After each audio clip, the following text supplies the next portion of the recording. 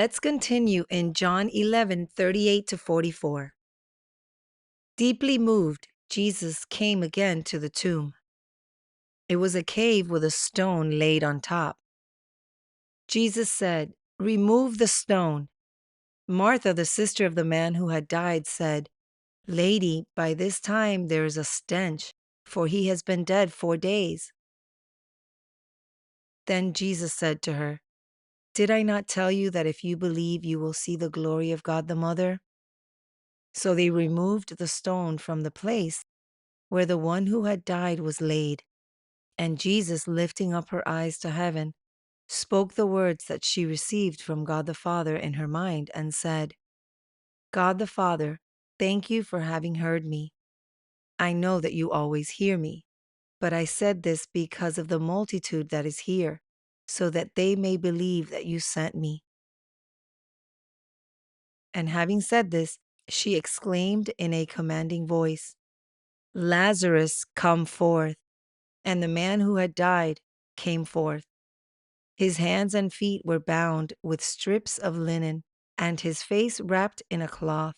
Christ said to them, "Untie him and let him go." The figure of removing the stone is that Christless bed would no longer be a stumbling block for him, since Christ was set as the stumbling stone that the builders rejected. In me, the whole building, well coordinated, grows to be a holy temple in the Lord, and in whom you are jointly edified to be a dwelling place of God in the Spirit, in your minds. That is why Christ is telling them, remove the stumbling block from his mind, so that he may believe in me and be saved in these latter days. Therefore, the phrase, "Lazarus, come forth," is to give testimony of your death and resurrection, because that will help others to believe in me. The expression, "Lady, by this time there is a stench, for he has been dead 4 days," is also another figure that on the fourth day, that is, in the stage where Christ is reaching the four corners of the earth, saving the sheep of the other fold, if the disobedient children have not yet died physically, they have an opportunity to be saved.